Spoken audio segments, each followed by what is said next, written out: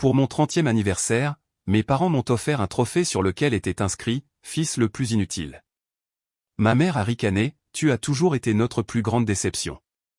J'ai ri, j'ai cuisiné le dîner, j'ai payé leur hypothèque, puis je suis parti. 3 mois plus tard, mon frère a supplié, « Maman et papa sont sur le point de perdre la maison. Aide-nous s'il te plaît. Merci d'être là avec moi aujourd'hui. J'espère que vous passez une merveilleuse journée, où que vous soyez. J'aimerais que vous puissiez partager en commentaire depuis quelle ville ou quel pays vous regardez et quelle heure il est là-bas. Maintenant, commençons notre histoire ensemble. L'air de la maison de Maple Drive sentait toujours le pot pourri de ma mère, un mélange entêtant de cannelle et de roses séchées, essayant éternellement de masquer quelque chose en dessous, quelque chose de vieux et d'étouffant. C'était mon 30e anniversaire, et moi, Michael, je me tenais dans la cuisine de cette même maison, le parfum épais autour de moi, badigeonnant méticuleusement les lasagnes maison. Ma mère, Eleanor, croyait aux apparences, la pelouse parfaitement entretenue, le salon impeccablement décoré, les publications soigneusement organisées sur les médias sociaux de notre famille heureuse. Pendant des années, j'avais été une tache non dite sur cette façade parfaite. Mon enfance ne concernait pas les genoux écorchés ou les aventures innocentes. Il s'agissait d'être éclipsé. Dès l'arrivée de mon jeune frère, David, au monde, les projecteurs ont changé. David était naturellement charismatique, naturellement charmant et un athlète vedette. Moi, d'un autre côté, j'étais le plus calme, le plus observateur, toujours à bricoler avec l'électronique, perdu dans les livres. Le soupir et le mouvement des yeux caractéristiques de ma mère sont devenus une ponctuation familière chaque fois que je parlais de mes projets de codage ou du club d'échecs. Mon père, Robert, un homme de peu de mots, réservait ses sourires radieux et ses poignées de main fières exclusivement à David. Pour moi, c'était toujours un lointain « c'est bien, fils », prononcé d'une tape sur l'épaule avec dédain. C'était comme vivre dans une ombre constante, tous mes efforts, toutes mes réussites, se rétrécissant en comparaison de la brillance sans effort de David. J'ai fait des petits boulots tout au long de mes études secondaires, économisant chaque centime pour payer mes propres études universitaires. David, quant à lui, a navigué à travers ses frais de scolarité mystérieusement couverts, ses frais de fraternité coûteux toujours pris en charge. J'ai étudié, choisissant une carrière stable et pratique, non pas parce que c'était ma plus grande passion, mais parce qu'elle offrait la sécurité, un chemin que je me suis dit qui finirait par prouver ma valeur, gagner enfin ce signe d'approbation insaisissable. En regardant en arrière, cela ressemblait moins à choisir une carrière qu'à choisir un devoir. Et ainsi, pendant des années, ce devoir s'est traduit par des sacrifices silencieux et non reconnus. J'étais l'épine dorsale financière silencieuse de la famille. Lorsque la chaudière est tombée en panne cet hiver, c'est moi qui ai tranquillement transféré l'argent pour la réparation, sans poser de questions. Lorsque leur ancienne berline avait besoin d'une nouvelle transmission, le solde de mon compte a diminué comme par magie. Je couvrais les factures de services publics qui s'accumulaient mystérieusement, réparais les tuyaux qui fuyaient et payais même des dépenses médicales imprévues. Mes parents n'ont jamais demandé directement, pas habituellement. Ils se sont simplement lamentés sur leurs difficultés financières à portée d'oreille, leurs voix empreintes d'une impuissance soigneusement calibrée. Et moi, poussé par un sentiment désespéré et erroné d'obligation, j'intervenais. J'avais l'impression de verser constamment de l'eau dans un puits sans fond. Peu importe combien je donnais, leurs attentes, leurs besoins que je sois moins, ne se remplissaient jamais. Chaque chèque que j'écrivais, chaque facture que je payais, ressemblait à une autre brique du mur que je construisais, espérant qu'un jour ils seraient assez hauts pour gagner leur reconnaissance, leur amour. Mais tout ce que cela a fait, c'est approfondir le puits, me faisant me sentir plus invisible. Alors que mon 30e anniversaire approchait, un étrange murmure d'espoir persistant a commencé à s'agiter en moi. 30. Un tournant. Sûrement, à cet âge, quelque chose changerait. Peut-être, juste peut-être, il me verrait enfin, verrait vraiment l'effort, les sacrifices. Je me suis fait plaisir, achetant à mon père une montre élégante et chère qu'il avait admirée, et à ma mère, un sac à main de créateur dont elle faisait allusion depuis des mois. J'ai passé des heures dans la cuisine à préparer méticuleusement un somptueux dîner d'anniversaire, leur lasagne préférée, faite maison à partir de zéro, où le riche arôme de tomates mijotées et de basilic emplissant la maison. C'était un parfum d'effort, de désir, d'un dernier appel désespéré à la connexion. Les invités ont commencé à arriver, tantes, oncles, cousins, tous les visages habituels, leurs sourires polis, leurs yeux rapides à se tourner vers David, qui est arrivé avec retard, rayonnant de son charme habituel sans effort. Je me suis déplacé parmi eux, un fantôme à ma propre fête, veillant à ce que tout le monde ait des boissons, remplissant des assiettes, un serviteur dans la maison que j'ai contribué à soutenir. David, bien sûr, a pris le devant de la scène, racontant à tout le monde des histoires exagérées de sa dernière entreprise prospère. Tandis que moi, l'hôte, je me tenais en arrière-plan, une ombre silencieuse et non reconnue. Puis est venu le moment, après le dîner, alors que le dessert était débarrassé.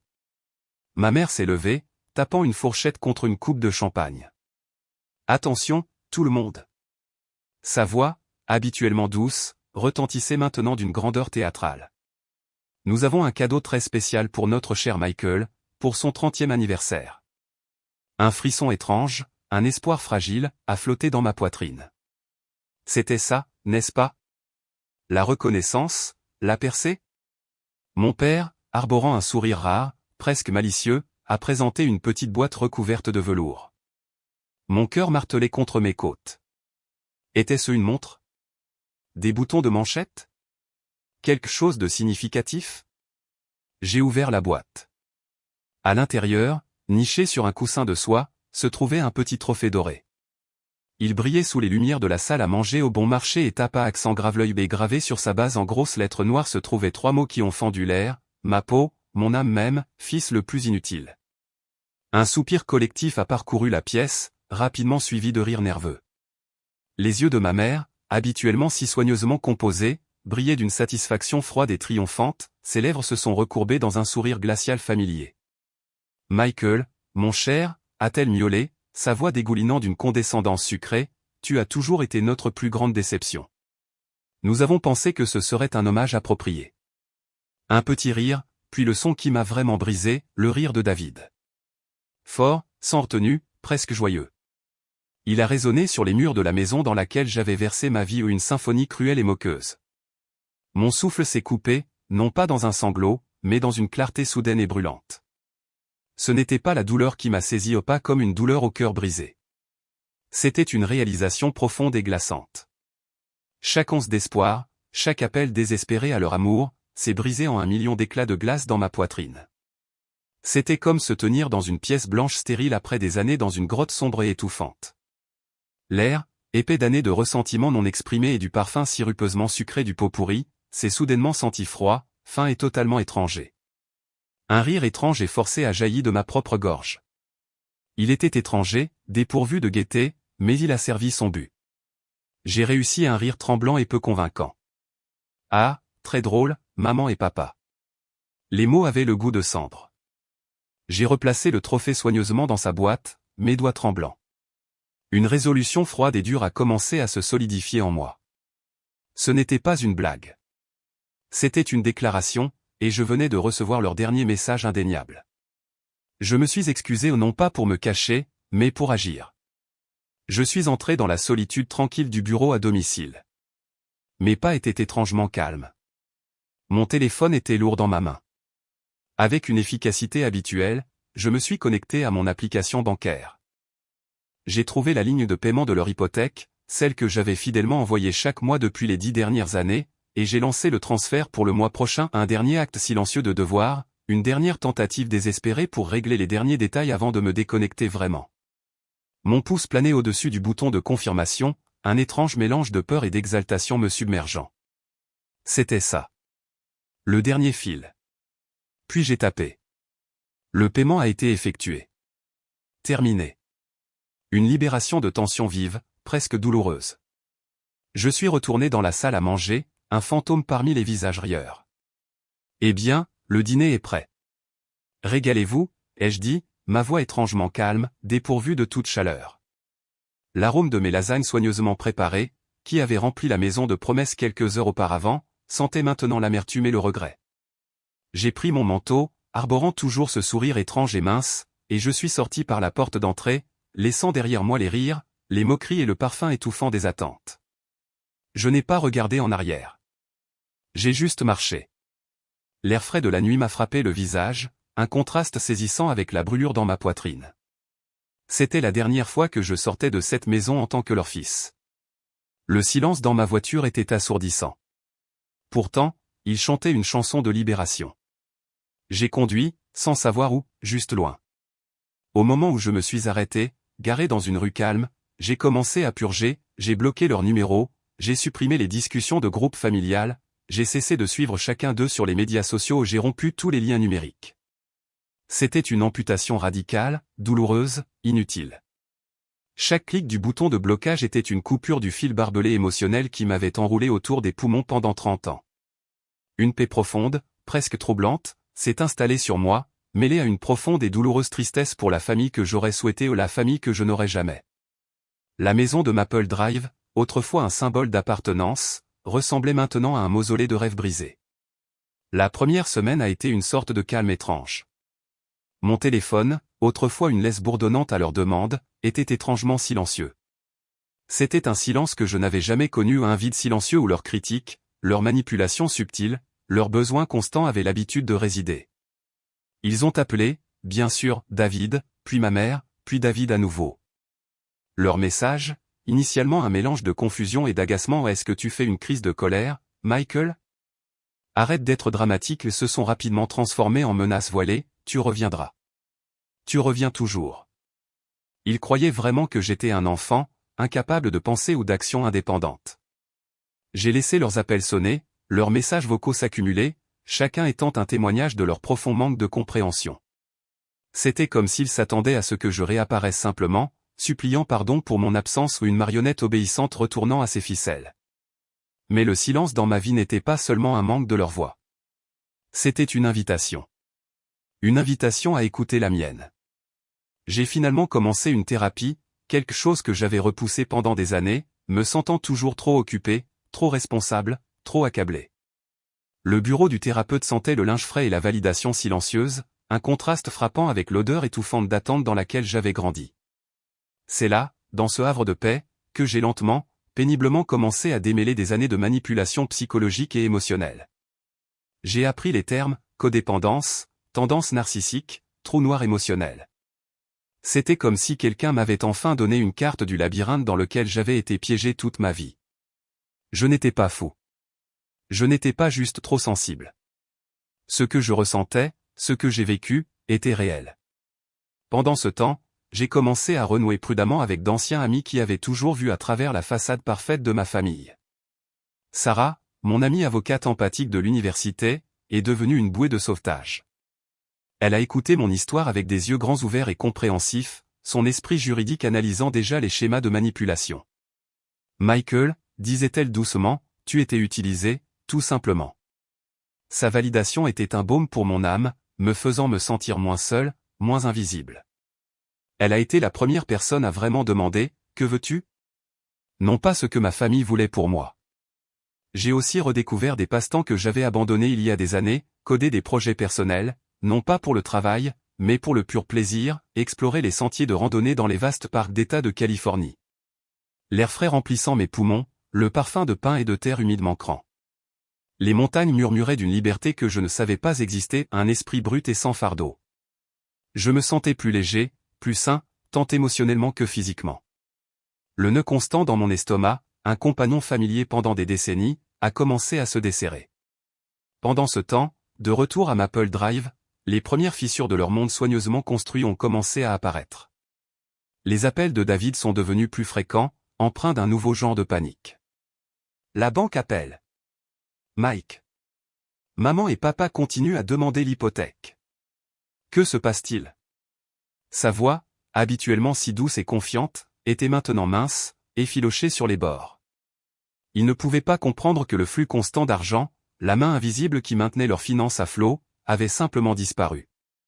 Son paramètre par défaut était toujours de rejeter le blâme, de maintenir son image publique impeccable.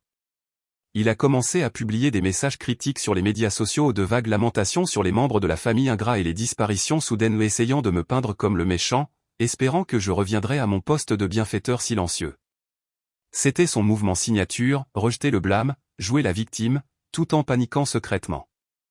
Mais leur masque public ne pouvait pas tenir éternellement. La pression de la banque s'est intensifiée. Des avertissements de saisie ont commencé à apparaître sur la porte d'entrée ou des enveloppes blanches contrastant fortement avec la pelouse parfaitement entretenue. Les parents, surtout ma mère, ont commencé à montrer des signes visibles de stress. Ces publications soigneusement organisées sur les médias sociaux sont devenues moins fréquentes, plus tendus, dépourvus de leur habituelle gaieté forcée. J'en ai vu des aperçus par le biais des fils d'anciens amis communs. Ses yeux avaient l'air hantés, son sourire était cassant. David, totalement dépassé, a essayé de résoudre le problème lui-même. Il a demandé divers prêts, se vantant de son sens des affaires, pour être rejeté à plusieurs reprises. Son succès était bâti sur une base fragile de perception, et non sur un capital réel. Il a essayé de me culpabiliser par l'intermédiaire d'autres parents, envoyant des messages comme « Maman et papa sont vraiment inquiets pour toi. Il te manque. Tu ne t'en soucies pas ?» C'était de la manipulation, conçue pour me ramener. Puis est venu l'appel téléphonique inattendu. C'était de la tante Carole, la sœur cadette de ma mère. Carole a toujours été le mouton noir de la famille, un esprit libre qui vivait sa vie à sa manière, farouchement indépendante. Ma mère l'avait effectivement éloignée il y a des années, citant ses choix téméraires et sa mauvaise influence. Mais je me souvenais de Carole comme la seule personne qui m'avait vraiment écouté, la seule qui semblait voir mes subtils combats derrière les sourires forcés de la famille. Sa voix, lorsqu'elle est passée, était rauque d'inquiétude. « Michael. Est-ce vraiment toi ? Nous avons parlé pendant des heures. Je t'ai tout confié, le trophée, ces années où je me suis senti invisible, le fardeau financier. » Tante Carole a écouté, son murmure calme et compréhensif me réconfortant. Puis elle a pris une profonde inspiration. « Michael, a-t-elle dit, sa voix tombant à un murmure complice, il y a quelque chose que tu dois savoir, quelque chose que tes parents ont gardé enfoui pendant des décennies. » Elle a ensuite révélé un secret de famille longtemps gardé qui m'a glacé le sang, mais qui a simultanément remis en place de nombreux fragments brisés de mon enfance. Mes parents avaient hérité d'une somme substantielle de sa branche familiale il y a des années à un fonds fiduciaire créé pour sa mère, ma grand-mère. Ce n'était pas une petite somme. C'était assez pour assurer leur retraite, voire même pour rembourser leur hypothèque. Mais au lieu de l'investir intelligemment, au lieu de l'utiliser pour construire un véritable avenir sûr, ils l'ont systématiquement dilapidé. Non pas pour des nécessités, ni pour l'éducation, mais pour maintenir une fausse image de richesse et de privilège pour David. Tante Carole a raconté comment ma mère avait toujours été obsédée par le potentiel de David, investissant de l'argent dans ses entreprises ratées, des tuteurs privés coûteux qu'il utilisait à peine, et des vacances somptueuses, tout cela pour projeter une image de succès et de statut auprès de leur cercle social.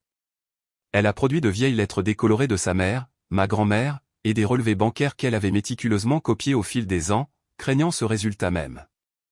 C'étaient des preuves irréfutables, des retraits réguliers et importants d'un compte spécifique, clairement indiqué pour les investissements commerciaux de David ou le voyage de David en Europe. Ce n'était pas seulement de la déception, a expliqué tante Carole, sa voix rauque de frustration refoulée pendant des années. Il te ressentait parce que tu étais indépendant, comme moi. Tu remettais les choses en question. Tu ne pouvais pas être contrôlé. David était leur investissement dans leur propre image, leur enfant d'or, celui qui brillerait assez pour obscurcir leur propre imprudence financière. Toi, Michael, tu étais juste le petit distributeur automatique fiable, celui qui nettoyait leurs dégâts. Ils ne voulaient pas que tu réussisses à tes propres conditions car cela te rendrait encore plus difficile à contrôler. La révélation m'a frappé comme un coup physique. Pourtant, c'était aussi étrangement libérateur. Les morceaux de mon enfance brisée se sont soudainement emboîtés, formant un dessin bien plus complexe et cruel que je n'aurais jamais osé imaginer. Il ne s'agissait pas seulement de mon inutilité, il s'agissait de leur nature parasitaire. Toutes ces années, leurs plaintes constantes de pauvreté, leurs allusions subtiles pour de l'argent, leur favoritisme flagrant envers David, ce n'était pas dû à de véritables difficultés. C'était une manipulation calculée, qui a duré des décennies. Ma poitrine s'est serrée, non pas de douleur, mais d'une étrange fureur froide. Ma vision, autrefois voilée par un besoin désespéré de leur amour, était maintenant limpide. Le silence sur mon téléphone, autrefois une simple absence, est devenu un bouclier. Je ne faisais pas que me libérer, je me préparais à une bataille. 3 mois se sont écoulés depuis mon 30e anniversaire, 3 mois de silence profond et troublant de ma part.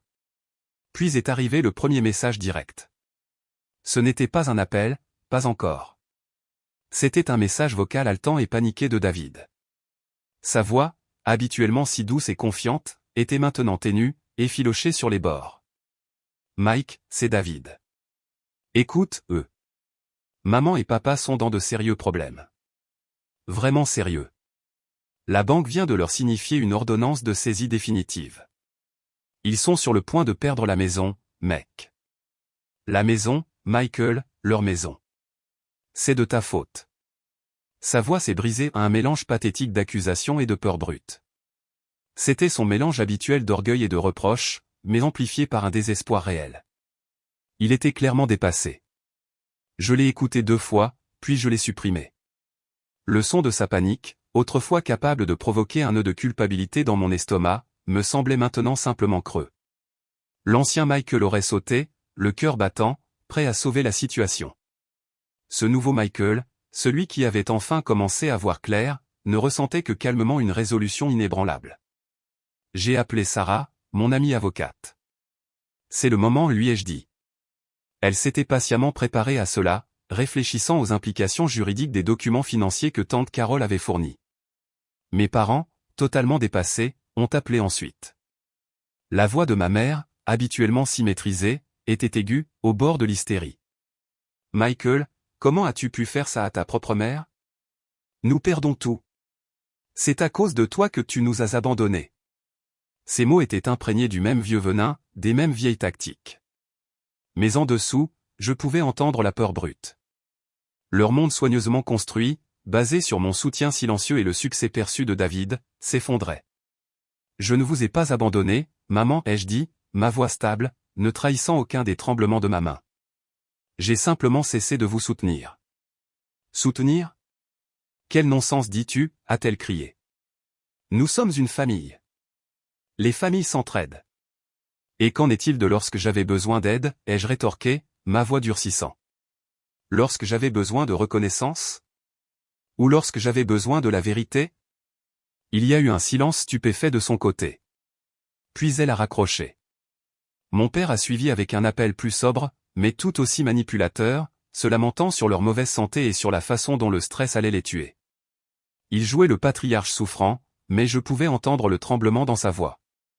Il avait peur. Bien. Je les ai rappelés quelques jours plus tard. Je suis prêt à parler, ai-je dit calmement, mais à mes conditions. J'exige des excuses publiques, une reconnaissance formelle de mes contributions, et une comptabilité complète et transparente de toutes les finances familiales. Et David doit être là. Leur résistance initiale a été immédiate. Des excuses publiques? Ne sois pas ridicule, ma mère a claqué. Nous sommes tes parents. Tu dois t'excuser auprès de nous. Mais j'ai tenu bon. Ce n'est pas une négociation. C'est la vérité. Mes conditions, ou vous perdez la maison. Le silence au bout du fil était lourd, rempli de leur lutte intérieure. Finalement, mon père, d'une voix défaite, a accepté. Ils étaient vraiment désespérés. Pendant ce temps, Sarah et moi avons commencé une campagne subtile mais stratégique sur les médias sociaux. J'ai commencé à publier des citations ambiguës sur le fait que la vérité finit toujours par se révéler et sur les sacrifices invisibles, soigneusement conçus pour trouver un écho auprès d'un large public américain. J'ai partagé des articles sur la maltraitance financière au sein des familles, sans accusation directe, laissant les algorithmes et la curiosité de mes amis faire le travail. Les parents et David, très soucieux de leur image, ont commencé à ressentir la chaleur. Des amis d'amis, des parents éloignés, voire même certaines de leurs propres connaissances ont commencé à poser des questions insistantes sur leurs publications. Sentant la discorde, leur masque social était maintenant visiblement fissuré, révélant l'anxiété et la confusion brute qui se cachaient en dessous. Ils n'étaient plus la famille américaine parfaite. La réunion de famille a été fixée un samedi après-midi dans une salle de réunion impersonnelle et stérile d'un centre communautaire. C'était un endroit dépourvu de toute chaleur nostalgique, ce qui était parfait. Je suis arrivé avec tante Carole et Sarah. L'air crépitait de tension, une épaisse couverture suffocante qui semblait absorber tout le son. Mes parents étaient assis en face de moi, le visage sombre, rayonnant un mélange de colère et de peur. David était assis entre eux, son arrogance habituelle remplacée par une agitation nerveuse. Il ne pouvait pas soutenir mon regard. Alors ma mère a commencé, sa voix tendue. « Tu voulais parler ?» Le sarcasme était épais, une goutte venimeuse. « Je voulais la vérité, ai-je corrigé, ma voix ferme. Et des excuses. » Des excuses. Mon père s'est moqué. Pourquoi? Pour avoir essayé de t'élever correctement? Pour t'avoir tout donné? Tout me donner, ai-je fait l'écho, un rire amer s'échappant de mes lèvres. Vous avez tout donné à David. J'ai payé pour ça. Et ainsi cela a commencé. Ils se sont lancés dans leur diatribe habituelle de manipulation et de blâme, me peignant comme le fils cruel et sans cœur qui les avait abandonnés dans leurs besoins. Tu as toujours voulu déchirer cette famille, n'est-ce pas, Michael? Ma mère a ricané, ses yeux brillants de méchanceté. David hocha vigoureusement la tête, intervenant avec son habituel « Ouais, Mike, qu'est-ce qui ne va pas chez toi? Tu ne t'en soucies pas ?» Je les ai laissés parler, calmement. Je pouvais sentir la main de Sarah me serrer doucement le bras sous la table, un encouragement silencieux. J'ai observé leur visage, ne voyant pas des parents, mais des acteurs livrant une performance bien répétée, bien qu'elle soit de plus en plus désespérée. Lorsqu'ils ont finalement fait une pause pour reprendre leur souffle, épuisés par leurs propres histrioniques, j'ai sorti mon téléphone. La pièce était silencieuse, à l'exception du bourdonnement des lumières au plafond. Drôle, ai-je dit, ma voix coupant la tension. J'ai une version différente des événements. J'ai tapé sur l'écran, et le petit appareil a rempli la pièce stérile de la voix de David, claire et indéniablement la sienne. Il s'agissait d'une série d'appels téléphoniques et de textos récupérés à partir d'un vieux disque dur auquel j'avais accès. Une analyse médico-légale que Sarah m'avait aidé à organiser. Le premier enregistrement était David se vantant auprès d'un ami, « Ouais, Mike vient d'envoyer un autre morceau d'argent pour l'hypothèque. Le mec est tellement un pigeon, il pense qu'il aide, mais maman et papa me soutiennent toujours. Pourquoi devrait-il avoir du crédit? Il est inutile de toute façon. Couvrons juste nos fesses. » Puis un autre extrait d'un autre appel, discutant de mes paiements d'hypothèque, « Non, ne t'inquiète pas pour la maison. Michael envoie son allocation. On en emprunte juste un peu pour mes frais professionnels. Ils sont d'accord. Ils veulent le garder accroché. » Le dernier était une série de textos projetés sur un petit écran que Sarah avait apporté, montrant des virements bancaires détaillés de mon compte vers le leur, puis des retraits presque immédiats pour des choses comme le visa pour l'aventure européenne de David et sa nouvelle voiture, la compte de David. Ce n'était pas seulement une trahison, ai-je déclaré, ma voix froide, dépourvue d'émotion. C'était un stratagème calculé. Pendant des années, vous avez délibérément siphonné mes contributions, mon argent durement gagné, pour financer le train de vie somptueux de David et maintenir cette façade de succès, tandis que je croyais que vous étiez en difficulté, tout en me qualifiant d'inutile et de décevant. L'air crépitait d'un silence plus lourd que toute accusation. Le visage de David, habituellement si composé et arrogant, s'est effondré en un masque de pure terreur et d'incrédulité. Son sourire habituel a disparu, remplacé par une pâleur macabre. Mes parents, initialement stupéfaits, la bouche ouverte, ont tourné leur fureur vers David. « Qu'est-ce que c'est, David ?» ma mère a crié, sa voix maintenant vraiment désemparée. « Que as-tu fait ?» Leur façade soigneusement construite de l'enfant d'or s'est brisée à cet instant précis. C'est à ce moment-là que tante Carole s'est avancée, posant une pile de lettres décolorées et de relevés bancaires sur la table. « Et ça, a-t-elle dit, sa voix claire et résonnante, ce n'est que le début. Cette famille a été construite sur des mensonges et des manipulations pendant trop longtemps. J'ai la preuve de l'héritage, la preuve que vos parents avaient plus qu'assez d'argent pour être financièrement sûrs, mais ont choisi de le gaspiller, souvent selon les caprices de David, tout en faisant payer Michael. Il ressentait son indépendance, son honnêteté, sa réticence à être contrôlé. Il devait le faire se sentir inadéquat afin qu'il continue à se sentir obligé envers eux. Les parents présents, dont certains avaient été invités par mes parents pour assister à mes repentis, ont halté. Leurs murmures ont augmenté, passant de la sympathie pour mes parents à un dégoût ouvert. Le portrait de famille parfait venait d'être déchiré en lambeaux non pas de ma main, mais de la leur. Leur masque social méticuleusement élaboré était brisé sur le sol stérile du centre communautaire, révélant la vérité brute et laide qui se cachait en dessous. Le triomphe dans ma poitrine n'était pas celui de la vengeance, mais celui d'une clarté indéniable et brûlante. Je n'étais pas seulement libre, j'étais enfin vu. Les conséquences ont été rapides, brutales et entièrement de leur propre fait. La banque a poursuivi la procédure de saisie. Mes parents, leur masque social complètement arraché, se sont retrouvés confrontés à la dure réalité qu'ils avaient si soigneusement évitée pendant des décennies. Leur image soigneusement cultivée dans la communauté s'est effondrée encore plus vite que leurs finances. Les voisins qui avaient autrefois admiré leur résilience et leur famille unie les regardaient maintenant avec un mélange de pitié et de mépris. Des murmures les suivaient à l'épicerie, des jugements silencieux dans leur église autrefois amicale. La campagne sur les médias sociaux, alimentée par les ondes de choc de la réunion de famille, a fait en sorte que leur histoire ou du moins ma version de la vérité se soit répandue comme une traînée de poudre. Le récit familial parfait n'était pas seulement irrémédiablement brisé, il avait été publiquement démembré. La vie de David, construite sur un fondement de mensonges et de mon soutien involontaire, s'est effondrée. Ses entreprises prospères, toujours vagues et dépourvues de substance, se sont évaporées. Son réseau d'amis superficiels, attiré par sa richesse et son charme perçu, a disparu dès que la vérité de son imprudence financière et de sa nature manipulatrice est devenue publique. Il a perdu son emploi, sa réputation en lambeaux. L'enfant d'or s'est révélé être une cage dorée, sa propre prison. Il était totalement et pathétiquement perdu sans source de validation extérieure, ou plus important encore, sans financement extérieur. Ma décision était claire, sans le fardeau de la culpabilité. Je ne suis pas intervenu pour les sauver ni financièrement, ni émotionnellement.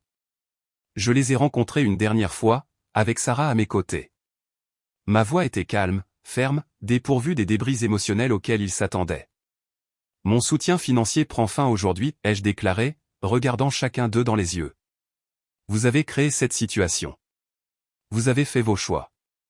Je leur ai offert des ressources pour des cours d'éducation financière, pour une thérapie. Mon aide est conditionnelle, ai-je expliqué, à un véritable changement, à la reconnaissance de la vérité, à l'assomption de la responsabilité de vos actes. Mais je savais au fond d'eux qu'il était peu probable qu'ils l'acceptent. Ils étaient trop imprégnés de leur propre illusion. J'ai réalisé que les sauver ne consistait pas à leur donner de l'argent, il s'agissait de les faire enfin confronter à leur propre vérité. Et c'était un voyage que je ne pouvais pas faire à leur place. Cela a établi des limites claires et définitives, des murs d'acier là où il y avait autrefois des portes ouvertes à mes ressources et à mon esprit. La libération a été profonde. Ce n'était pas le rugissement triomphant de la victoire, mais une respiration calme et profonde. Après des années de suffocation, j'ai rompu le bail de mon ancien appartement, qui était imprégné de l'ombre de leurs exigences. J'ai trouvé un nouvel endroit, un petit condo ensoleillé à la périphérie de la ville, qui était vraiment le mien. Il sentait la peinture fraîche et les nouveaux départs, pas les vieux regrets et la pauvreté. C'était un acte symbolique, une représentation concrète de ma nouvelle vie. Mes relations avec tante Carole et Sarah ont fleuri. Elles sont devenues ma famille choisie, m'offrant un amour véritable, du respect et un soutien inconditionnel. Tante Carole, avec son esprit vif et son humour piquant, m'a montré à quoi ressemblait la véritable indépendance. Sarah, avec sa conviction inébranlable en la justice, m'a appris le pouvoir de rester ferme. Nous avons partagé des repas, des rires et des histoires, tissant des liens forgés non par le sang, mais par l'honnêteté et les valeurs partagées. J'ai appris que la famille n'était pas un contrat biologique, c'était un cercle sacré de confiance construit sur l'empathie et le respect mutuel. C'était ma libération ultime. Je me suis plongé dans mes passions. Mes projets de codage, autrefois relégués aux évasions nocturnes, sont devenus une poursuite enrichissante. J'ai exploré de nouveaux passe-temps, la peinture, l'apprentissage de la guitare. J'ai trouvé une véritable satisfaction dans le travail que je faisais, dans les liens que je tissais, le tout alimenté par un nouveau sentiment d'estime de soi, plutôt que par un besoin désespéré de validation extérieure. Le nœud constant dans mon estomac, un compagnon familier pendant des décennies, s'était finalement dénoué. Bien sûr, la guérison n'est pas linéaire. Il y a eu des moments de tristesse silencieuse, un deuil pour la famille que j'aurais souhaité, l'enfance dont j'ai été volé. Parfois, tard dans la nuit, un membre fantôme de l'obligation me tiraillait, un faible écho de vieilles blessures. Le souvenir du trophée piquait encore, mais la douleur écrasante avait disparu, remplacée par une force calme et inébranlable. Je regardais le petit trophée doré terni que je gardais encore, un rappel brutal de là où j'avais été. Ce n'était plus une source de colère, mais un symbole de ma renaissance. Je réfléchissais souvent à ce qui se serait passé si je n'étais pas parti. Si j'étais resté, si j'avais continué à jouer le rôle du beau-fils méconnu, j'aurais été englouti, mon esprit éteint. Ce fut un choix difficile, le plus difficile que j'ai jamais fait, mais c'était le seul qui m'a conduit à ma liberté. Et c'est en soi le plus grand trophée que je puisse demander. Mon histoire n'est pas unique. Combien d'entre nous portent le poids non exprimé d'attentes qui ne sont pas les nôtres à porter? Combien d'entre nous nous investissons dans des relations qui nous épuisent constamment, nous laissant vides et invisibles? Quand dit-on enfin assez, c'est assez? Quand reprend-on son propre récit? Ma vie n'est pas parfaite. Pas du tout. Mais elle est enfin la mienne. Je ne suis plus le fils le plus inutile. Je suis Michael, et je suis enfin, vraiment libre. Avez-vous déjà eu l'impression d'être la personne la plus inutile de votre famille, pour réaliser que vous étiez l'épine dorsale tout le temps? Partagez vos expériences ci-dessous. Redéfinissons ce que signifie vraiment la famille.